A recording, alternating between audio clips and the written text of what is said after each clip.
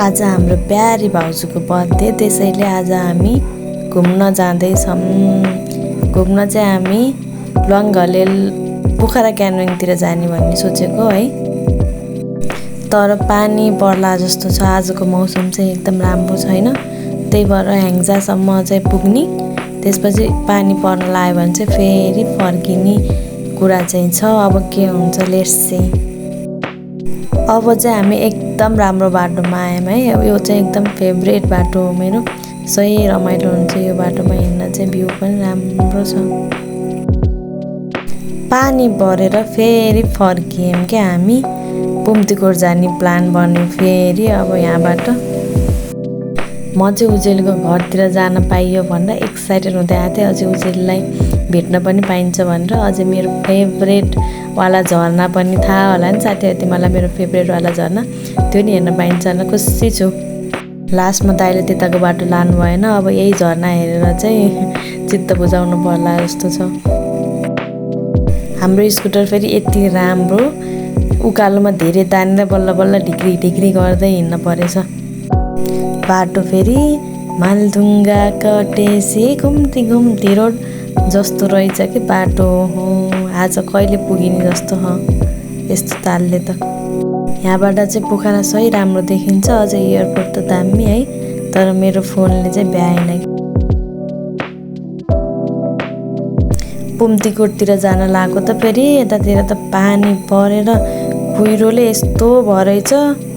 फेरि अब सल्लाह गर्ने कुरो भयो कि के गर्ने भनेर लास्टमा चाहिँ हामी फर्केर अब फेरि स्तुपासम्म भए पनि पुगौँ भन्ने निदोमा पुग्यौँ।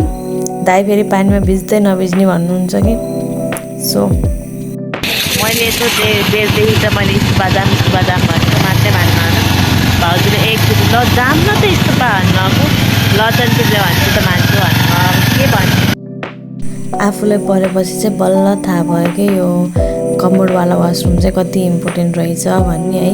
त्यही भएर हरेक ठाउँमा चाहिँ जहाँ पनि मेल र फिमेलको वासरुम बनाउँदाखेरि चाहिँ हरेक ठाउँमा चाहिँ यो डिसेबल पर्सनको लागि पनि वासरुम बनाइदिनु हुन हार्दिक अनुरोध गर्दछु। यो एकदम धेरै धेरै धेरै इम्पोर्टेन्ट रहेछ कि। Where is the temple? Where is the temple? मिनममा where is the temple जस्तो छ यहाँ त।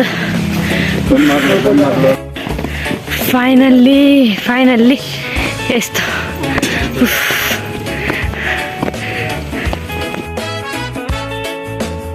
यति धेरै बेरसम्म चाहिँ हामीले फोटो खिचेर बस्यौँ। अब चाहिँ दाइले हत्या गर्नुभएको छ, छिटो जाम भनेर। र अब चाहिँ हामी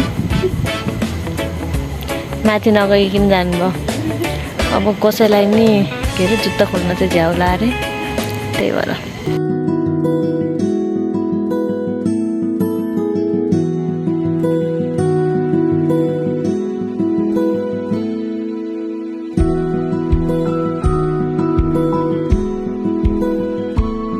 ल हाम्रो चाहिँ हिँड्ने बेला भयो। अब यहाँबाट मात्रै बाई बाई हो। अब खाजा खान जाने अनि माइला यहाँ रहेछ के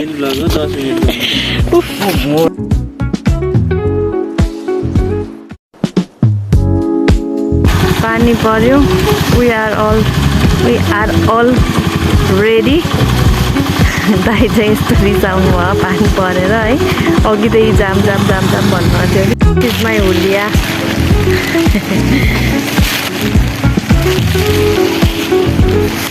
र अब डाइरेक्ट खाजा खाने ठाउँमा भेटौँला है। हाम्रो बर्थडे के अरे बर्थडेको होइन, हाम्रो भाउजूको ह्याप्पी बर्थडे टु यु। पानीमा भिजेर आएर तातो चिया। दाइले हाँस्ने फेरि भ्लग बनाउने चाहिँ माहौल नै छैन।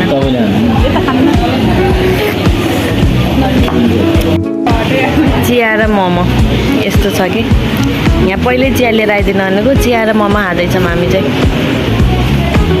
ल चिया र मोमो।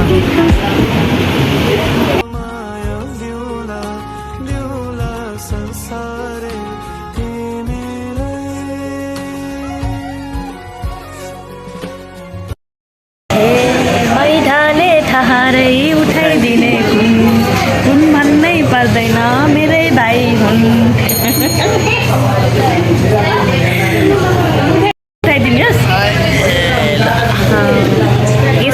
गर्ने भाइ पाएपछि है। यस्तो भाइलाई मैले एकदम ग्रिन फ्ल्याग बनाएर राखेको छु। कसैले चाहिँ खोज्नुभयो ग्रिन फ्ल्याग एकदम। कति एज कति रे हाम्रो तेरो? 22 वर्षको छ। ब्याचलर चाहिँ 8th सेममा हो। अब फरेस्ट्री पढेको। त्यस्तो यस्तो ग्रिन फ्ल्याग खोज्नु भएको छ भने चाहिँ सम्पर्क गर्नु होला। यो भिडियोमा चाहिँ कमेन्ट गर्नु होला। धन्यवाद। ल अब आजको लागि चाहिँ यति नै होला नि। अब भ्याइयो, अब घर जाने हो। अब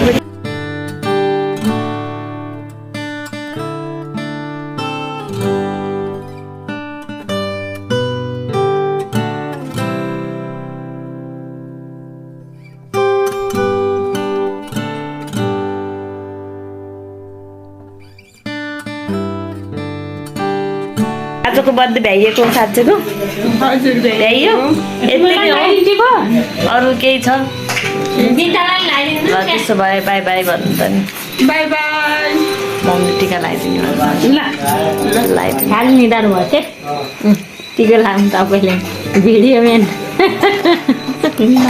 ब्लगर।